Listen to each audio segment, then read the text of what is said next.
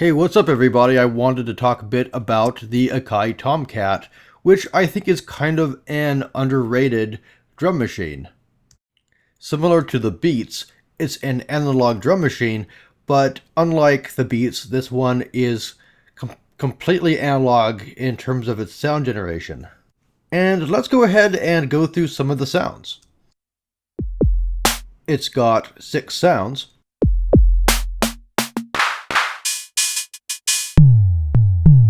And I think each of them are rather good. There's also a distortion called the maul. Yeah, that's totally cheesy, I know.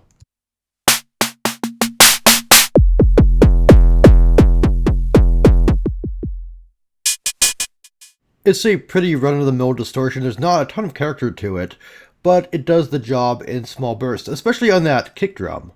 This thing also has tap tempo, which is kind of nice to have around. But before we go deeper, let's take a listen to how it all sounds together.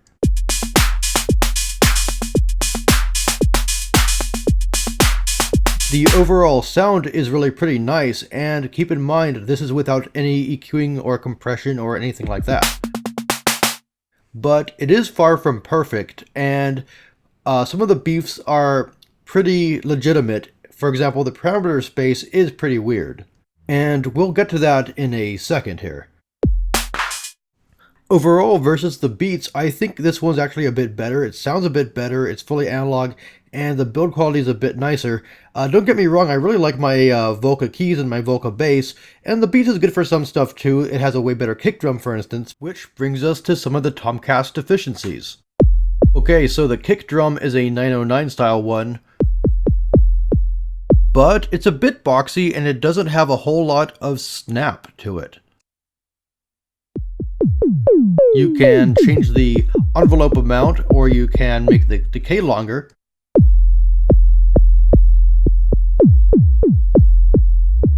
But it never quite snaps, it never quite pops out, and I think part of that is that the click isn't mixed into the sound, the click that triggers the resonator. So while you can do a good kind of trance bass drum with it, but if you want a tight bass drum, it ends up sounding more like a wet towel.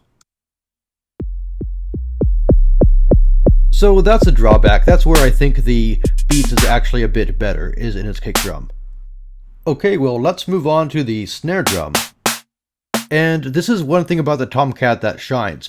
It has a nice snare that's made out of 2 resonators and a noise generator, and the big deal about that is that the drum shell part of the synthesis is actually a lot thicker than it is on some other analog drum machines, which only use one filter, one resonator for the drum shell. So as I twist the tune knob here,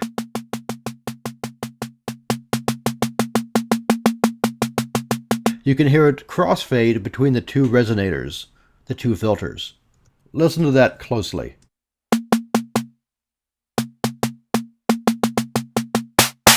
Now, by turning the tune knob, you can't change the center frequency, the frequency of both of the resonators. You can only kind of fade between the 2, and that's a little bit of a drawback as well. There's also a high pass filter on it, which sounds pretty good in, a full drum beat. Lastly, you've got the decay knob, and this is odd. Watch this.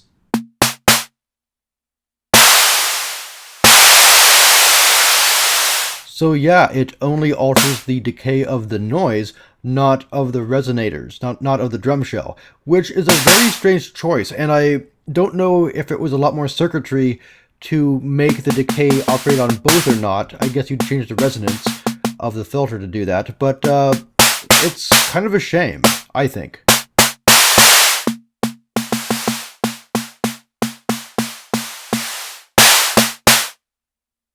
I usually keep it really low for a tight snare sound. Now let's go over to the clap, which I think is one of the best things about the Tom Cat.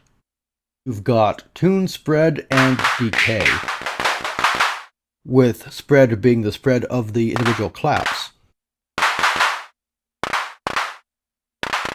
So it's really tweakable. You can even make pretty odd sounds with a high spread and low decay.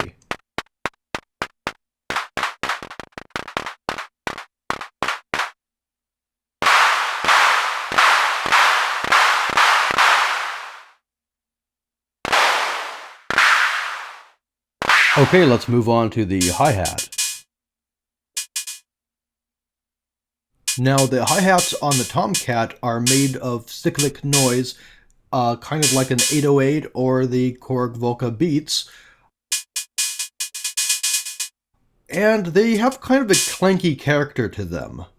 It's a little bit harsher than the Beats. The Beats has more of a seltzery, kind of nice, fizzy sound to them.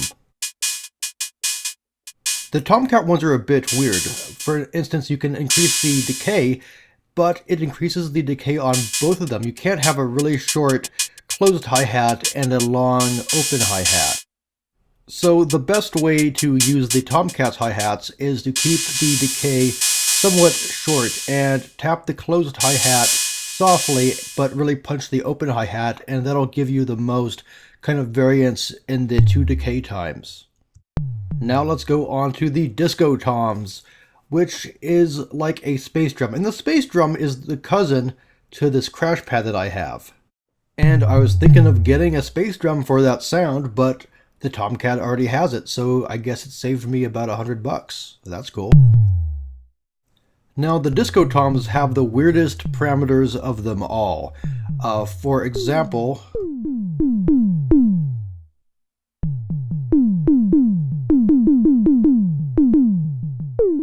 there's an attack knob, which doesn't seem to do a lot, and the tune knob only seems to tune it within a semitone or so. Listen as I twiddle this attack knob here.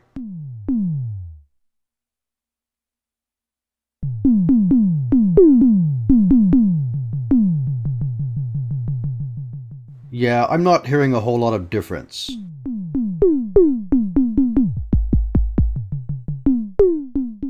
The other parameters are pretty useful though. You can even make bass drums with the tom sound, so you actually get two bass drums on this thing basically. And if you go into performance mode, you can use the keyboard at the bottom to even play it chromatically, well, semi-chromatically.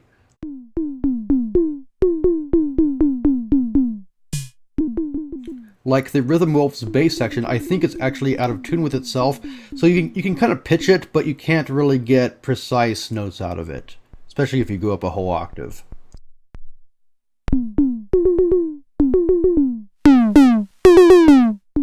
There's also a whoop switch, which makes it sweep the pitch upwards instead of downwards, but you really have to play this on the upper octaves to really hear much. So not the most useful thing ever, but it's kind of cool that they're there. The Disco Toms are nice too, because it's not just a sine wave, it's a bit of a dirty sine. It has a bit of character to it. I really like this feature.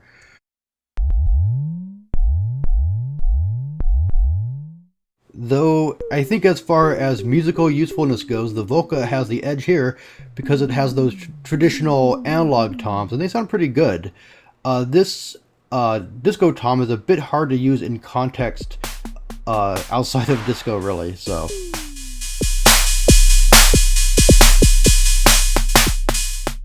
One really important thing that's cool about the Tom Cat, though, is that everything has, I don't think I've mentioned this, everything has 3 velocity layers, so there's a hard, medium, and soft. And you can arrange these in the step sequencer, or you can use MIDI velocity, or you can just hit the pads harder or softer.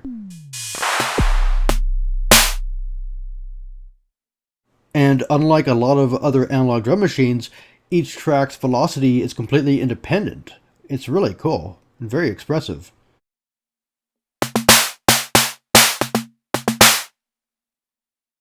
The Tom Cat also has CV in and out for syncing beats.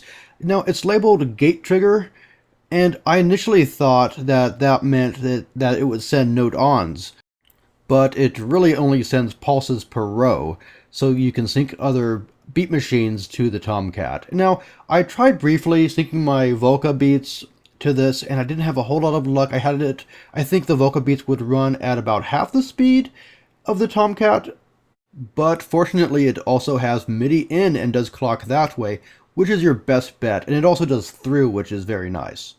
There are also some other editing features, like there's an A and a B part for your sequence, where you can toggle between two parts, or you can make one long sequence, and I think there's a fill. I haven't really messed with these much, these editing capabilities, but there is a swing.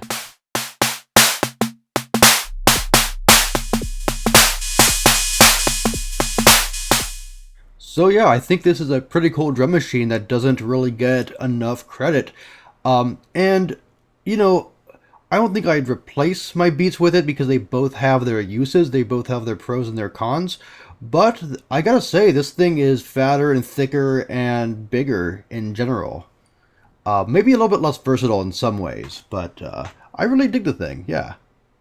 Now, I realize it's pretty ironic that I got a channel named GroovyDSP, and I've only been covering analog stuff so far, so next time I want to talk about the Korg DS8, which is, let me go right way around here.